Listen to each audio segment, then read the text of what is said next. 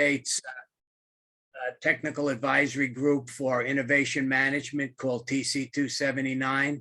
Each country has one, and I represent, Rick and I represent ANSI, who's our main sponsor in this. Frank Vold, over to Rick. Yes, Frank is not saying very much about himself. He and Jim Harrington have either written or edited about 40 books. Okay, I'm on my way, but have a long way to go. I'm the vice chair of the team for the U.S. and also I'm the COO of IAOIP. That's the International Association of Innovation Professionals. So if we can help you in any of that, that's great. Go ahead, Magnus.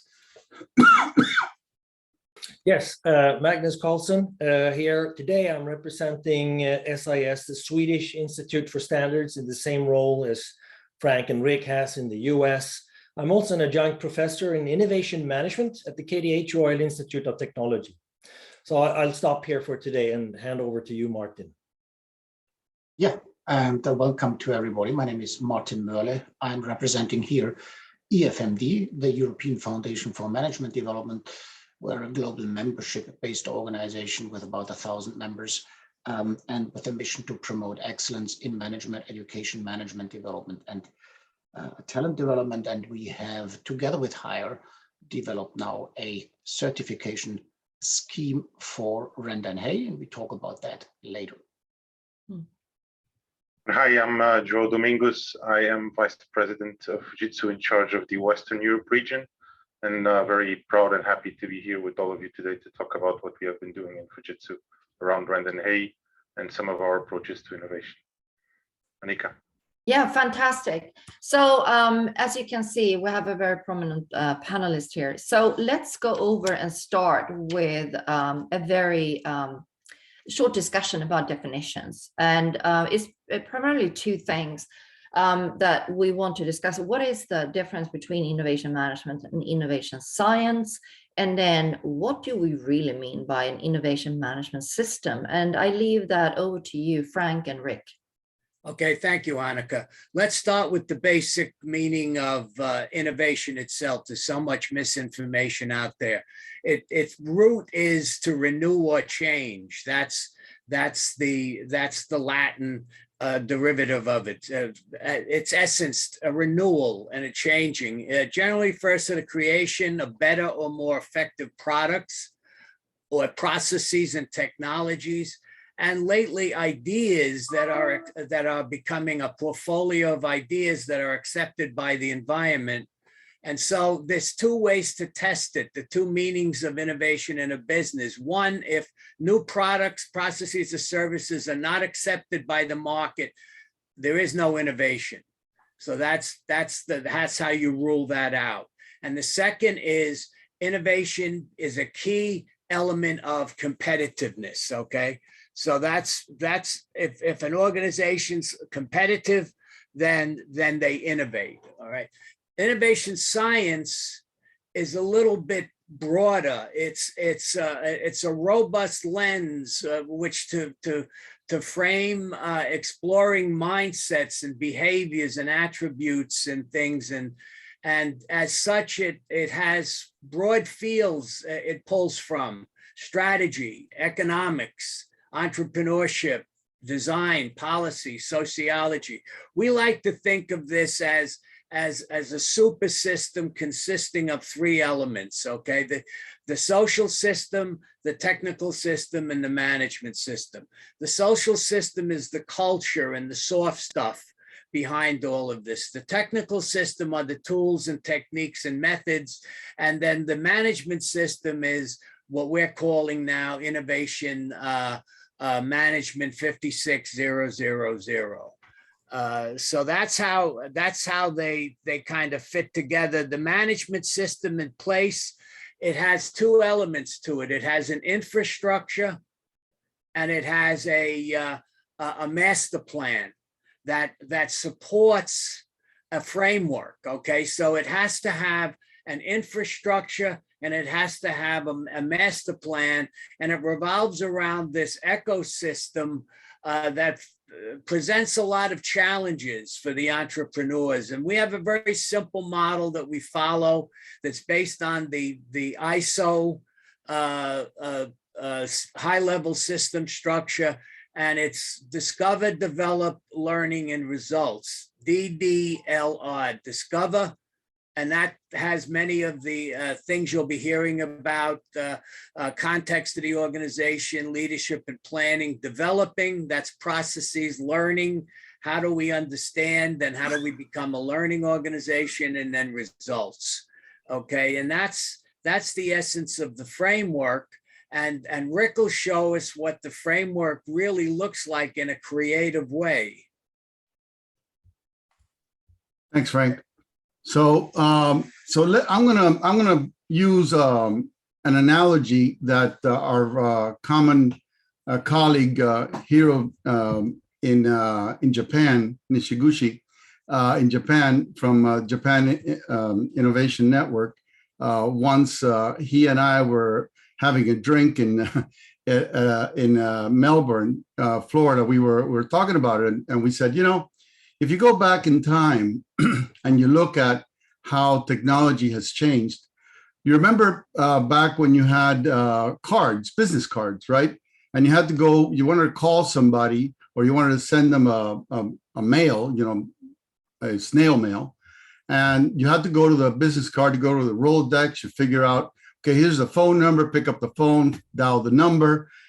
Even in later when they had PDAs, personal digital assistants, you still had to go pick up the phone number and make the phone call.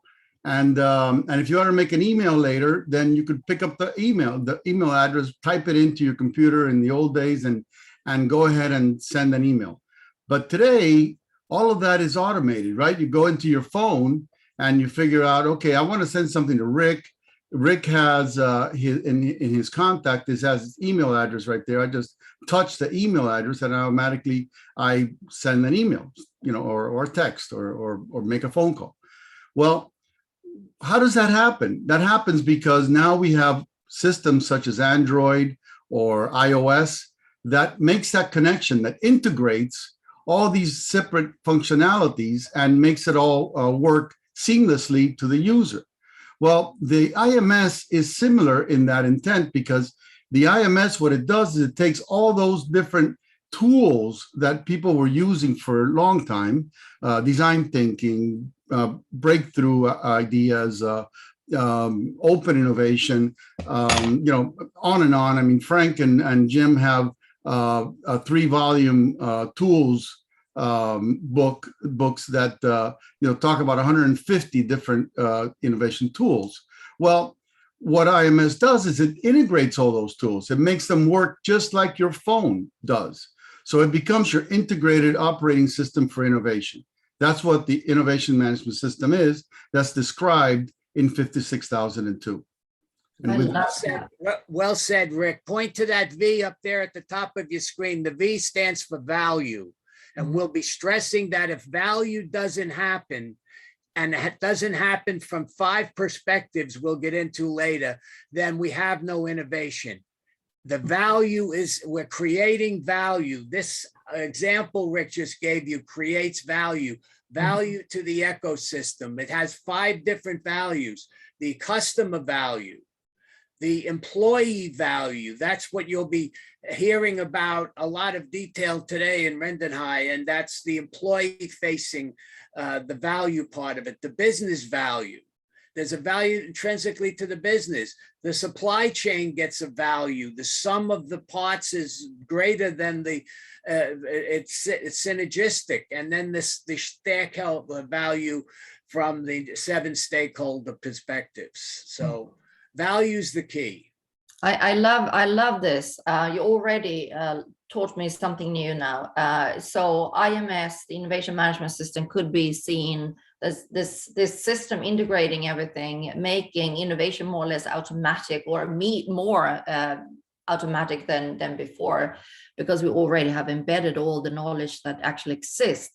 And then we can see the value from very many different perspectives, not just shareholders. Fantastic.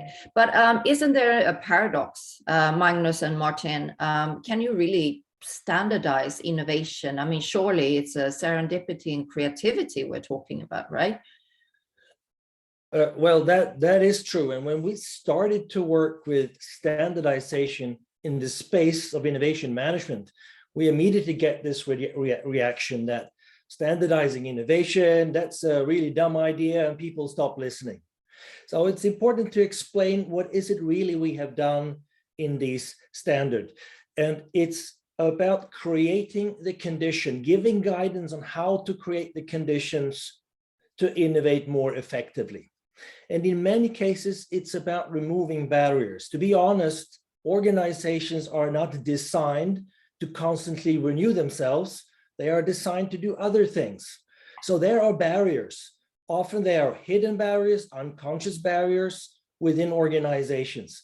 So the standard could really help you to put the finger on these barriers and help you to consciously remove them.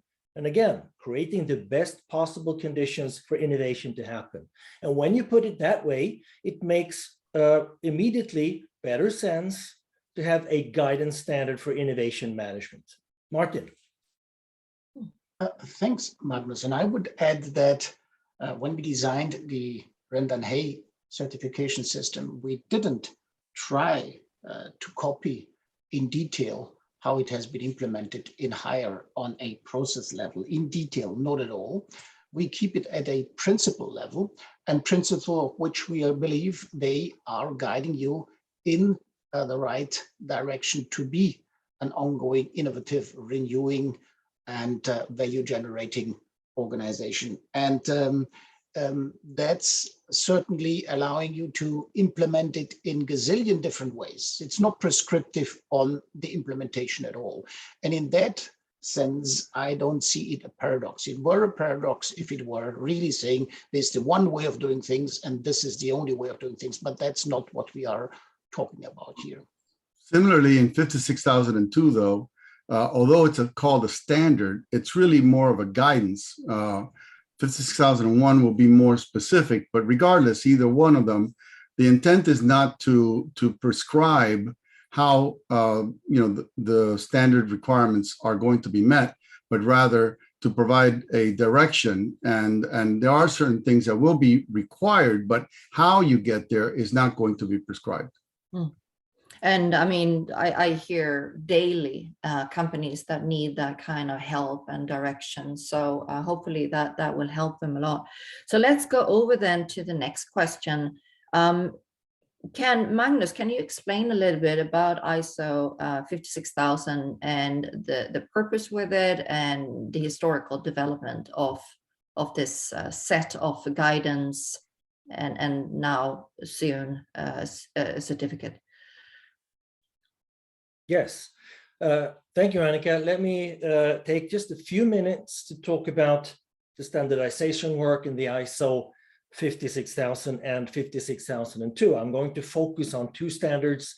Later on, we're going to talk about the entire series because this is ongoing work and more standards are being added as we speak. However, the purpose of this whole endeavor is to provide guidance. It's important to keep that in mind. Help organizations to navigate how can they handle renewal under conditions of uncertainty, because that's what's special when we're innovating. We are doing something that is new, and the standard will give guidance on how to set that up, create the conditions, and remove barriers. It's also interesting that it's not only focusing on private companies, it's also geared towards public organizations, not-for-profit organizations. And indeed, any organizations need to renew themselves over time to stay relevant. What's also interesting is that the standard takes a systems approach. And Rick already described that. The operating system, it's kind of that layer behind that makes sense of all the different activities you're doing, the tools, the methods you're using, and so on. But the systems approach also recognizes that there are several things that needs to be in place for innovation to happen. Another thing that is special with the ISO work is that it provides a common language. We have over 15 countries that has been participated in this work. So we do see that we have agreement, consensus across a wide variety of experiences and sources of knowledge on a global scale. So in that sense, this is a new thing. Work has been going on for over 10 years now. It started in the European context in 2008. Spain took the initiative, standards were developed in the European context, and then it was lifted to international level. And just 2 years ago in 2019, the first standard was published about innovation management system by ISO. And that's the one we're talking about here today. So even if this has been going on for a long time, it's a fairly new phenomenon where we start to talk about it and organizations can actually start using it and implementing it and so on. Finally, it is interesting because the management system framework that is being used for the IMS is the same as for other management systems. And typically companies already have, let's say, quality management systems, environmental management systems, and so on, what you mentioned in the introduction, Annika. And the innovation management system will plug right into that family. So it kind of fits in with that structure. So many organizations are already familiar with the management system thinking, and they will put in an integrated management system where innovation is an integrated part with other functional areas and disciplines. And finally, and Rick, you mentioned that in a few years, we will have a requirement standard in place that is 56001, so that you can get certified using that standard.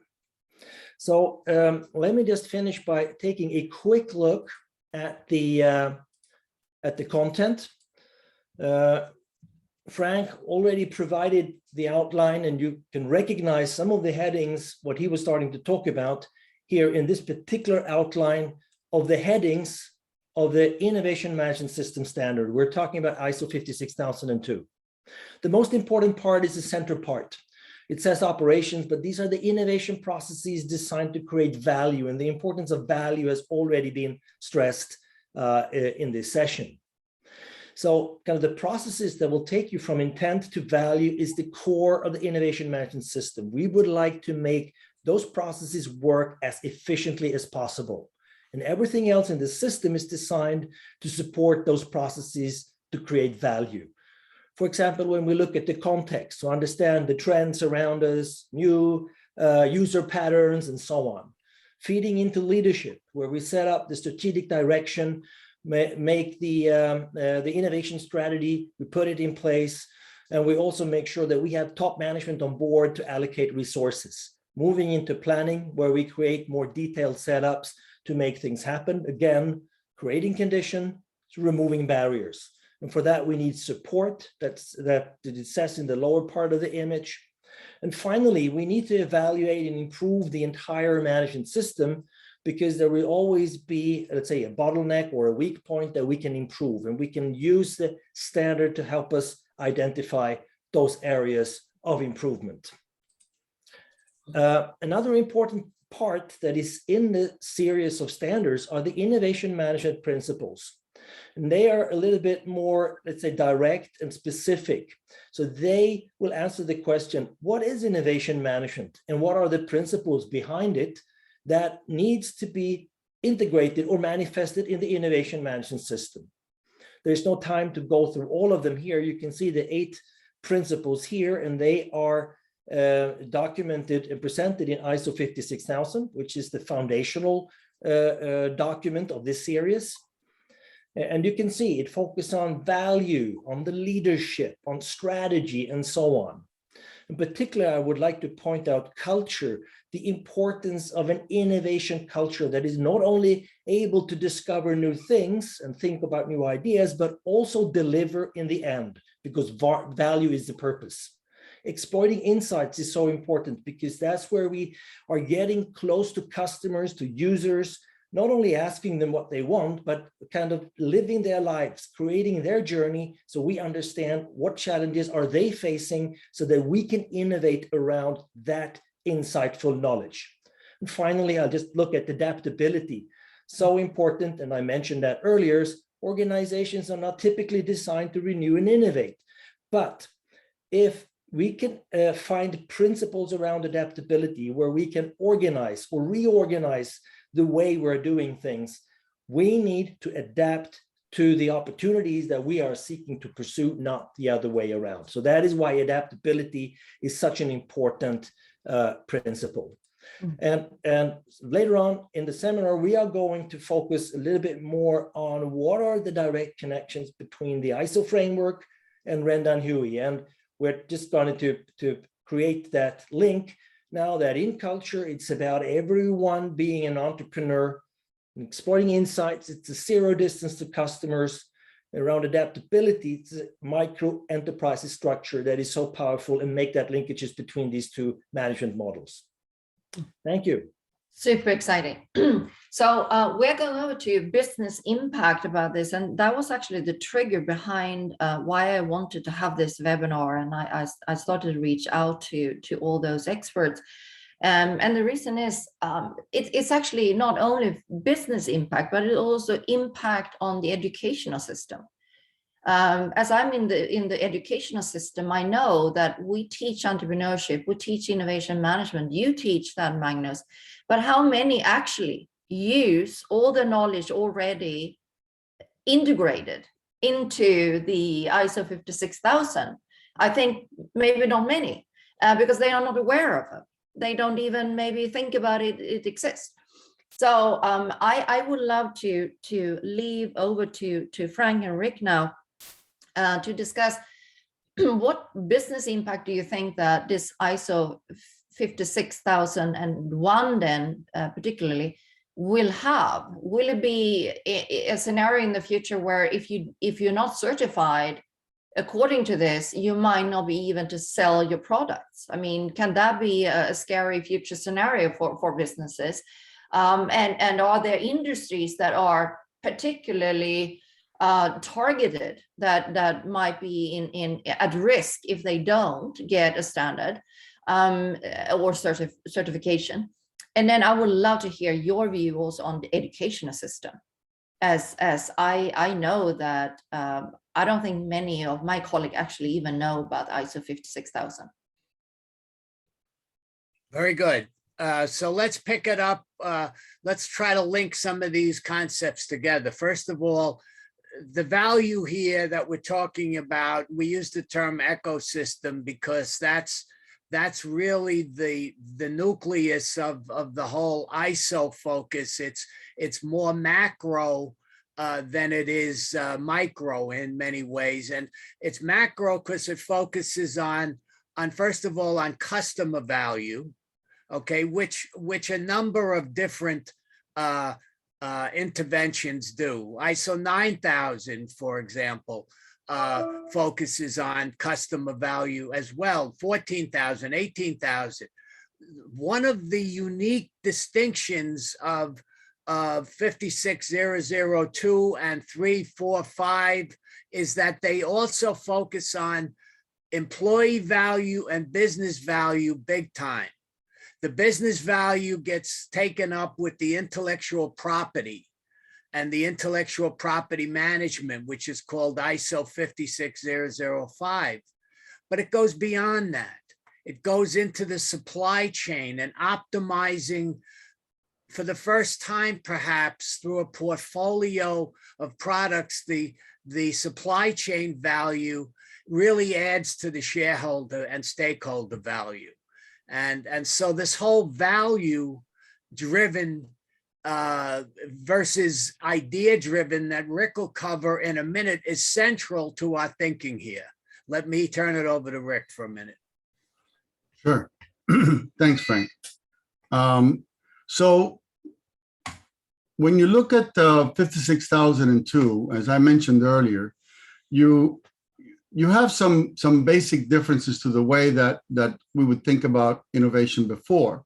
Again, we're not trying to be prescriptive, but certainly we do want you to look at best practices that are out there, and that's what we have put into the guidelines. So in the past we used to have idea-driven innovation.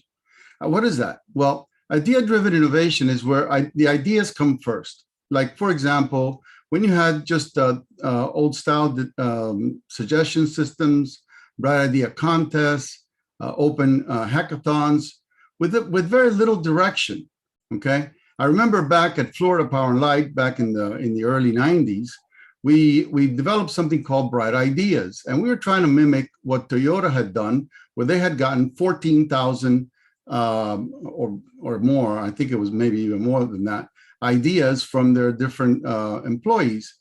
But then as they found out, and we found out, because we got our 14,000 as well, is it took forever to filter those down to something that was applicable to where the company was headed, that it was actually going to be beneficial. So filter 1, filter 2, eventually we made it a little better. We estimated, we selected it, and then we did do our project charter and plan and so forth. And eventually we came up with an idea. But what happened to all the other 14,000 or 13,999?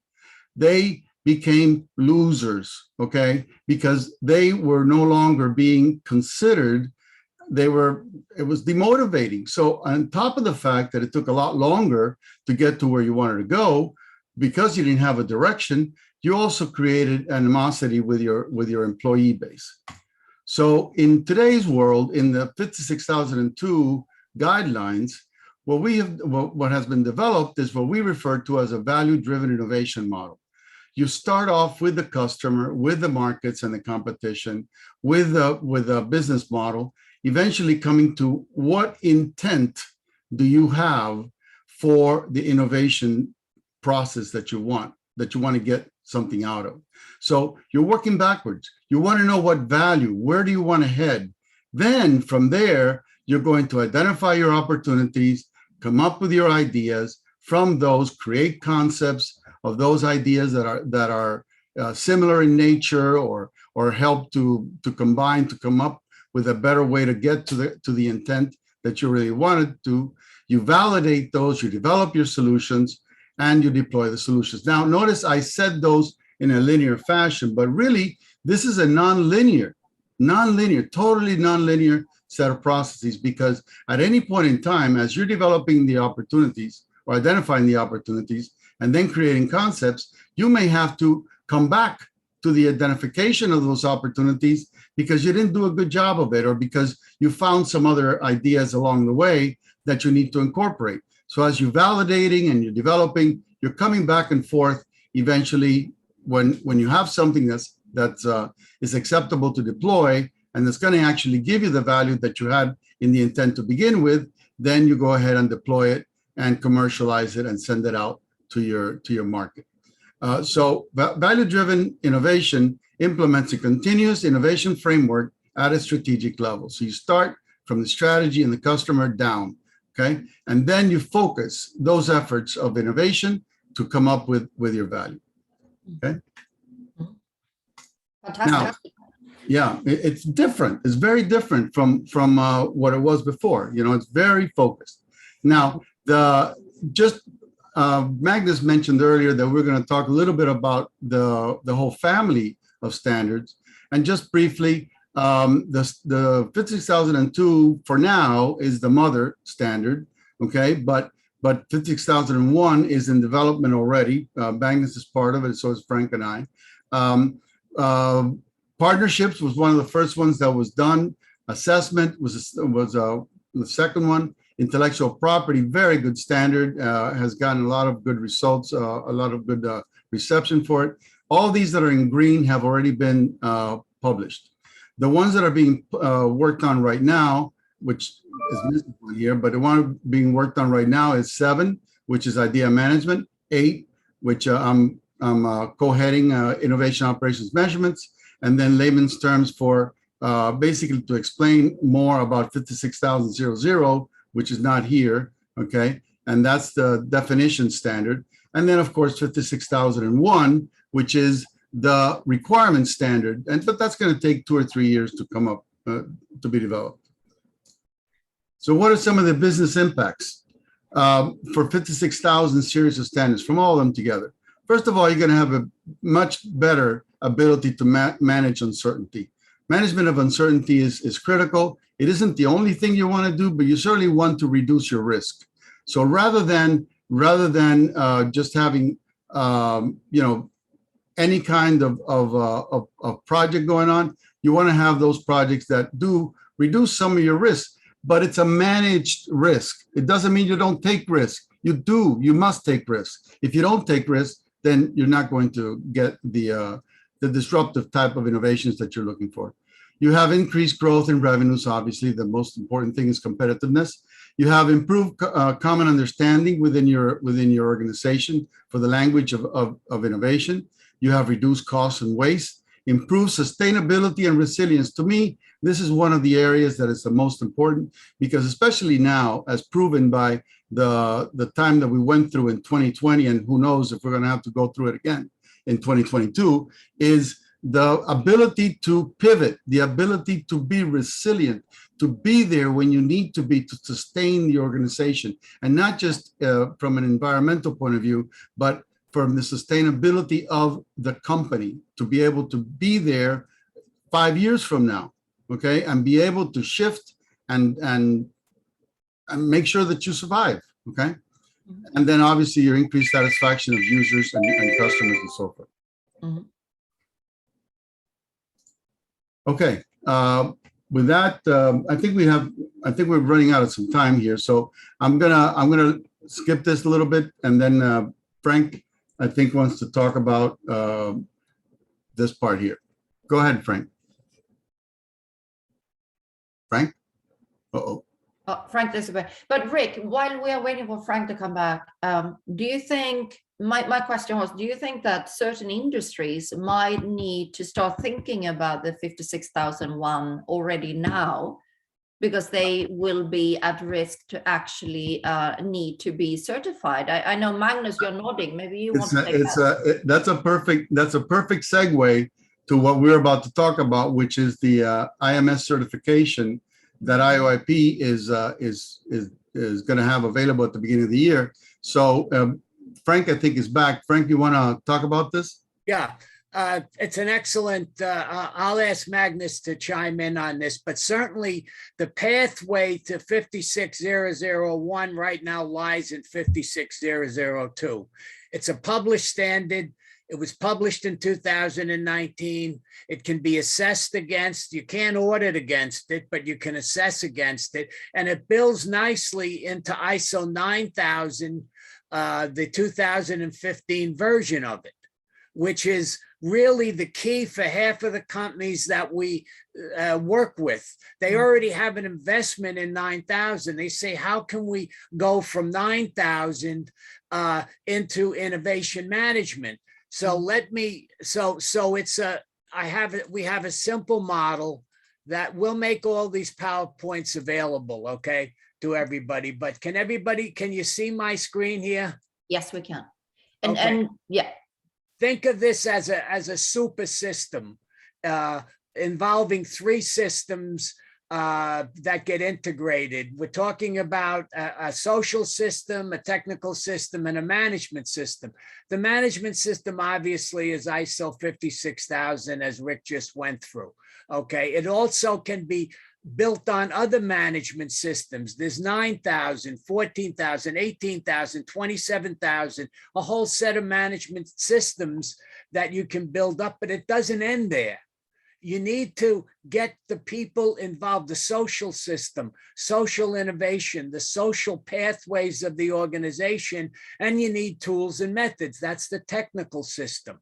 How all this comes together, one of the ways you'll be learning is through the model that's being presented here. That's the integrator.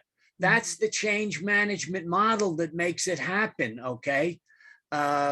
So let me stop sharing and yeah, let's go over to, because now I think we are super excited to learn about Rendanheyi. Martin. Right, exactly. And Martin, you are the expert on this, because you have been dealing with a guidance and standard on a high level, principle level. Please share a little bit about what is going on there. Well, one point though, I don't know if we got a chance here. Frank went off to that very good model. But I think it's a very important point to make, okay, before we go there, that if somebody is already ISO 9000 certified or 14,000 certified, we had a comparison of the two, okay? And basically the difference is whether you're looking at a quality management system in 9001, let's say, versus in 56,001, you're looking at an innovation management system. But a lot of the other principles, the PDCA application, the context of the organization, the leadership, the planning, the support, the operations, all those really are very similar between 9001 and 56,002. That's critical for you to leave with today, because those companies that do or have previously been certified with 9001 2015, the version of 2015, they will very easily be able to move over to 56,002, okay? That doesn't mean you let go of 9001. I mean, it just builds on it, okay? It's a modular approach. It seems Yes. to be a very modular approach. You're building your capabilities step by steps, and yes, increase the number of capabilities you have. It's a very exciting way of developing those. So let's go over to Martin, as we have time is running out, and we have still so much to learn about Rendanheyi and Fuutsi. Yeah, so Rendanheyi is a management philosophy, a management model that has been developed by Mr. Zhang Rumin, now Chairman Emeritus, but he was long-standing CEO and Chairman of the Chinese multinational Haier Group. The model has evolved significantly, and it's still evolving as implemented in Haier in China. As Zhang Rumin puts it, it enables an organization to thrive in a highly dynamic and disruptive environment. He calls it the model for the Internet of Things era.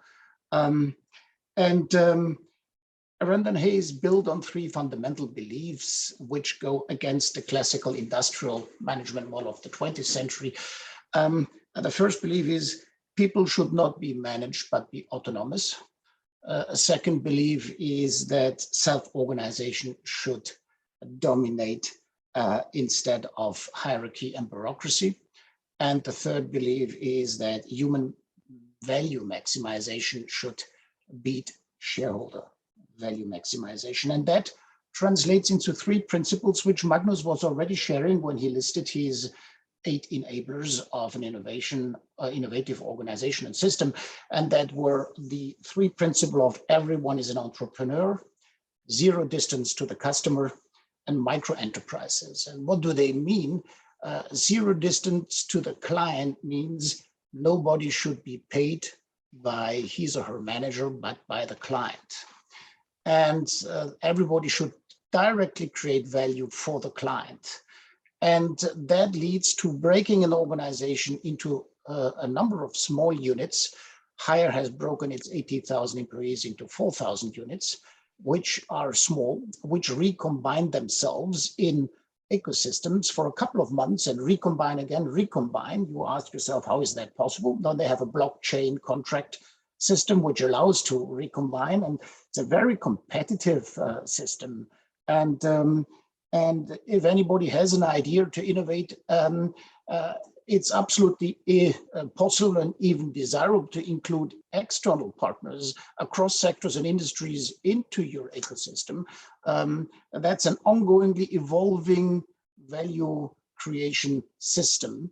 And the good thing is when we engaged in discussing about how could that be made available to other organizations in form of a descriptive model, a framework of standards and criteria, which at the high level, on the principle level, would say this is the model that would allow you to build such a adaptive, agile, client-centric organization. The good thing is that Haier has developed a scorecard which distills and reduces the model into just 2 dimensions. And if I share my screen, I can just show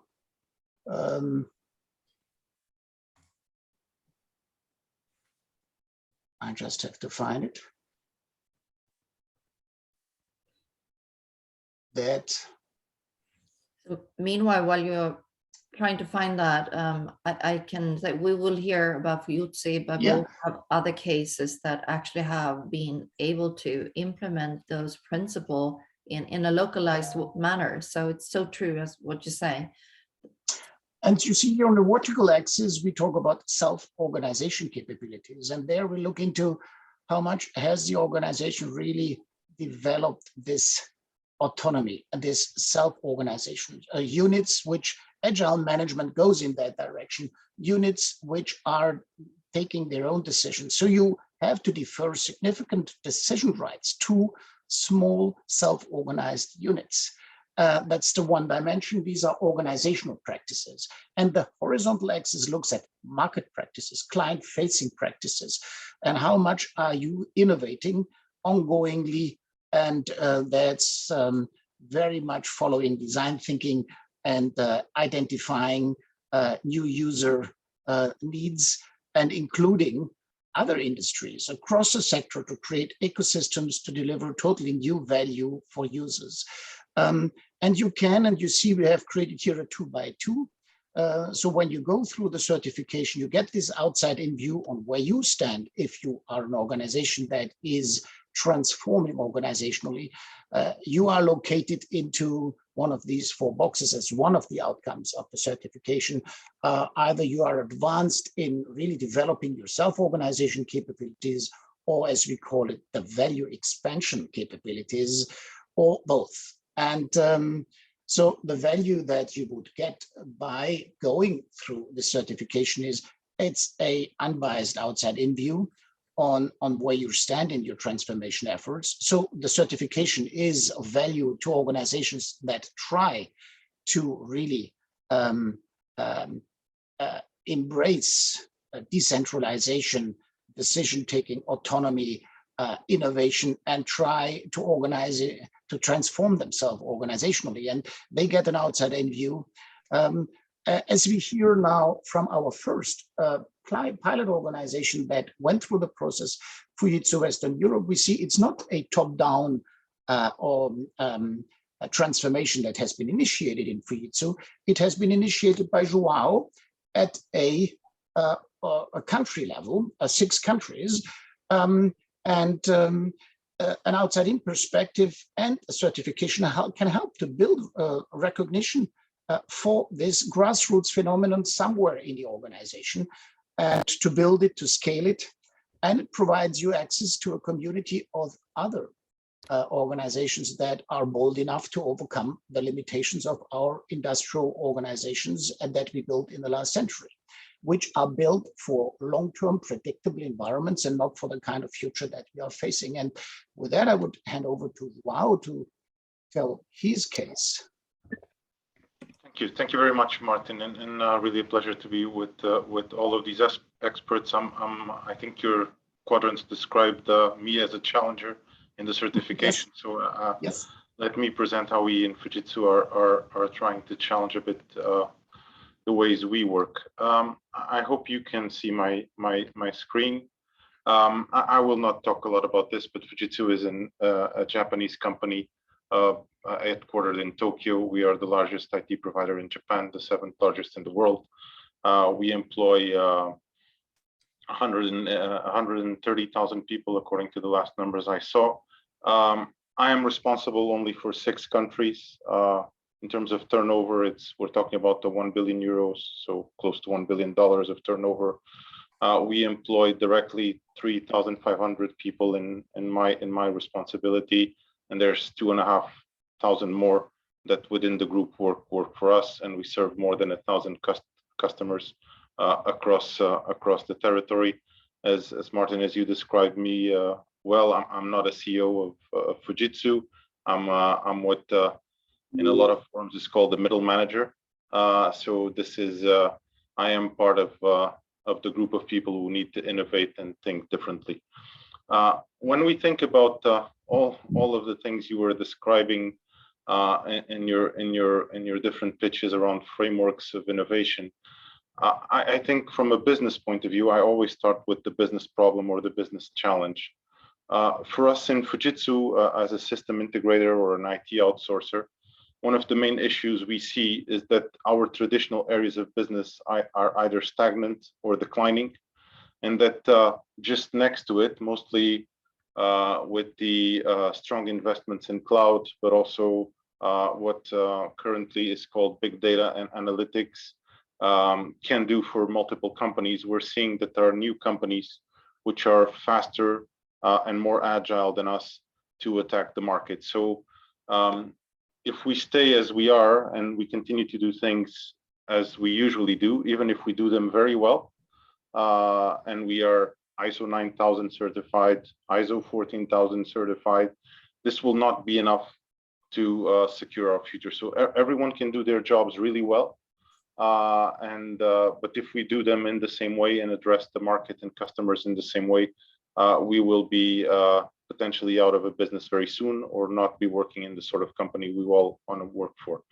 I'll skip a few of the charts I had because of time, but one of the I think the better pictures I have to describe the challenges we face came to me when I saw the CEO of Hire, Zangru Min, on stage in Vienna 2 years ago, which is there was a presentation around how long does it take for a company to become a unicorn. So for those who are more familiar with this, this means from starting a company to being worth €1 billion. And in that session, there was a conversation around Jet.com, which got then bought by Walmart, who had done that in 4 months. And I was looking on stage and I was saying, following all of our processes and our ways of working and everyone doing their job really well, this is how long it takes me to hire someone. And I don't think this is a problem in my own organization. I think most companies like mine face similar issues. There's a real issue around speed and agility. I tried to describe this through the animal kingdom and dinosaurs and unicorns because I think it's a good analogy. But we're like big dinosaurs trying to compete with small unicorns popping up from everywhere. So how can I fix it? How could I fix it? What type of mechanisms or thoughts or ideas were out there to face this challenge? And I think that also came across the previous presentations you made, because this is not about how you follow processes, how do you derive value? How do you derive innovation? How you're more agile and faster to market? And again, listening to the CEO of Hire, Zangru Min, there's these 2 points came across very strongly to me. One was the zero distance to customers. So this is about, in my own words, about flattening up hierarchies, about having structures which are really close to your customers, who can listen to them. And that again came across, I think, also quite well in the previous presentations. And there's a second aspect, which is the empowerment of employees. For too long, I think in large companies, what we have seen is that we tend to hire specialists, and we tend to hire people that are really good at what they do, but then we have this temptation to tell them what to do. So even in I think, I'm not sure if it was Rick or Frank, you're presenting this very nice concept. I think we have all faced one day or the other of the idea box. So we love the idea box, but then we decide which ideas are good, right? That we create a committee or a structure to decide which ideas are good. And usually the people who decide which ideas are good in these large organizations are not the ones close to customers. So for me, it's about how do we put these 2 principles that Hire has established quite well with the Rendanheyi model at the service of our organizations. And their concept, which resonated quite well with us, was the concept of micro enterprises. And this is what we did. So I think it's been now 20 months, 18 months or so, 6 quarters. I have set up micro enterprises across the Fujitsu Western Europe business. We started up by setting up 14 micro enterprises and aligning close to 160 people to these new ways of working. I put here a bit for your reference what type of principles we followed. What I would say about this is our interpretation of how Rendanheyi and the principles of the model could fit well for our organization, also answering to our business problem. And I think if some of you are from other corporations and are looking at this experience, I would really encourage you to find your own path and your own way, because I'm not trying to pass you any dogma. of how to do it. It's our experience. So for us, we actually adopted the concept of small and right-sized teams so that we don't have to build other pyramid-like structures. So small, we call it 2 pizza teams. This is actually a term from Amazon. So teams that with 2 pizzas, you can give them dinner. And these are American pizzas. For those who are in Europe, these are a bit larger than your traditional European pizzas. So right-sized team, we're talking about 10, 12 people, totally dedicated to the business that they're addressing. So we cut the organizational silos of sales or delivery or operations. I don't know how you call them in your different organizations, but this is our nomenclature. We put them reporting directly to the CEO of each of the countries I run, so that they are relevant enough and they are not lost as a sort of a trial and error thing in the middle of the organization. So they're really relevant and they are that important to be part of the structure that reports into the CEO of each country. We made sure that they could lead their own destiny, so they are not managed by anyone else than themselves. So they have a leader which runs the micro enterprise. And the last, which I think is the most important point, if you really want to foster innovation and new ways of thinking, is we have given them autonomy to do their business.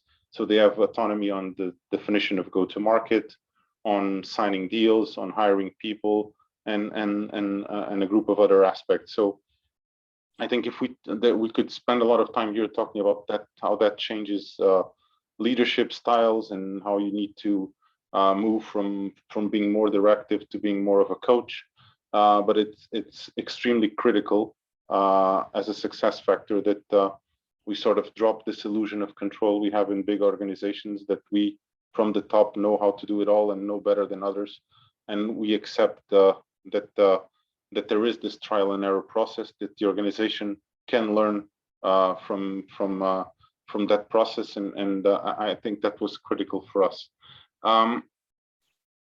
What did we achieve is a question I get a lot. So besides the talk on models and the concept, so as I said, this is not even 2 years. We're doing this for a year and a half or so, and we set up our 3 main goals, which I think also align quite well with a few of the presentations you got today. So one objective is around Net Promoter Score. So it's around the satisfaction that your customers give you. And over a year, we for these areas of business we have lost all detractors. So you have detractors, neutral, and promoters. Promoters are the ones who score you 8 or more out of 10. So we no longer have any detractors, which is the ones that score you below 6, which I think is a big sign of that reduction of distance to customers. Our employee engagement scores have gone up by 10 points and are now aligned to industry benchmark for high-performing organizations. And on financial KPIs, I would give you a bit of a mixed picture. There are micro enterprises didn't go as well as others, but more than half of our micro enterprises have grown double-digit to triple-digit in some cases, which is for me exactly what we were trying to achieve and what we were trying to do. I would remind you that one of the principles is that we didn't force any go-to-market decision to the micro enterprises teams and leaders, and therefore it's natural that there is different levels of success and different levels of realization of their strategy, because that's the nature of the model. Is some will bring you that innovation, some will bring you that success you're looking for, and others will not do it so well. But that's part of again, you cannot learn if you don't also fail sometimes.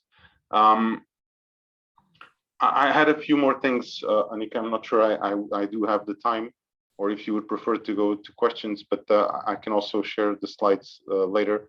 I would just again emphasize that you will not see the same success everywhere, but I think the results we have seen are encouraging enough for people who want to innovate in terms of organizational models.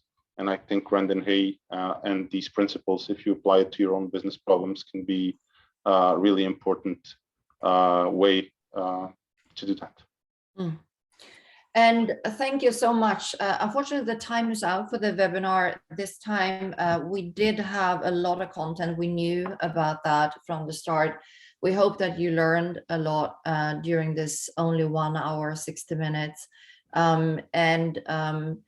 if the slides will be available, you can always email the Rendanheyi Center at menlo.edu, and I can then send you the slides. This webinar will also be recorded, so you can find it on our website under past events. So unfortunately, we don't have time for more questions. I know many of you have already got your questions answered by very active panelists that have been answering your questions. Specifically, ISO-related questions have been answered by Magnus, many of them. There was a question about what is the difference between this value-driven innovation process that you have now with design thinking and with customer-focused product development. So there seem to be potentially many names for sort of similar things. Rick, maybe you or Frank, maybe you want to end with a 10-second comment on that. Is there any big difference between design thinking and this value-driven approach? Yeah, design thinking is one of many tools that is used in that integrated innovation management system that we've been describing. So is customer-focused product development.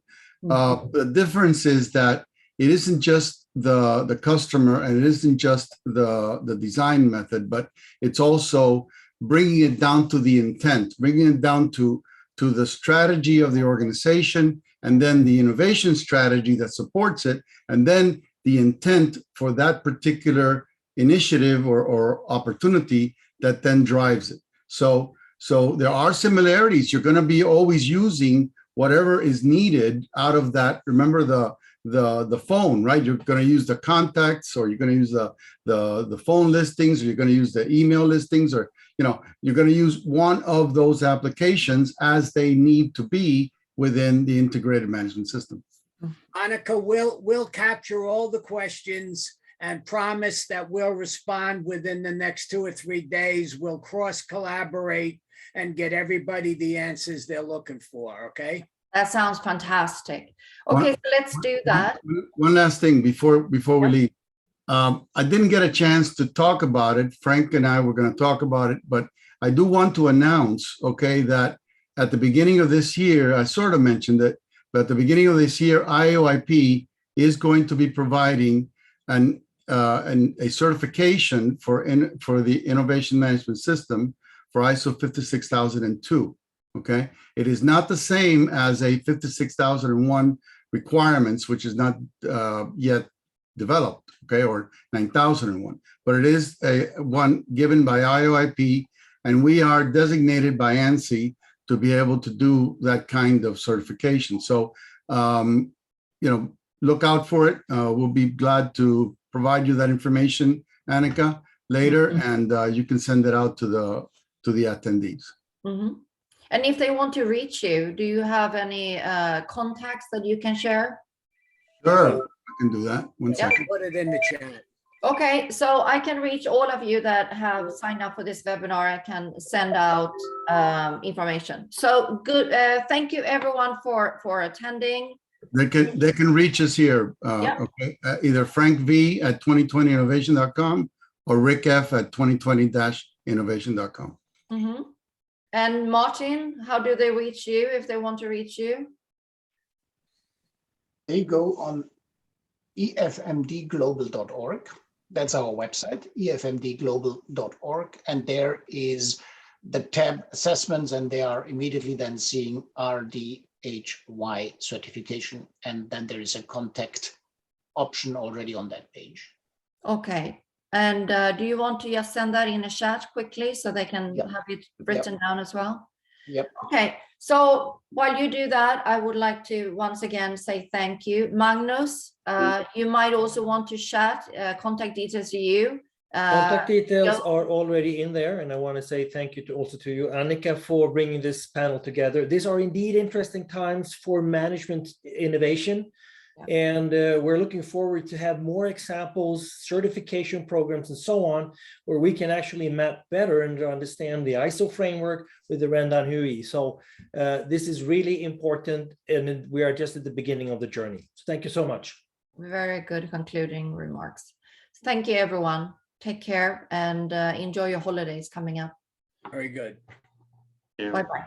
Bye.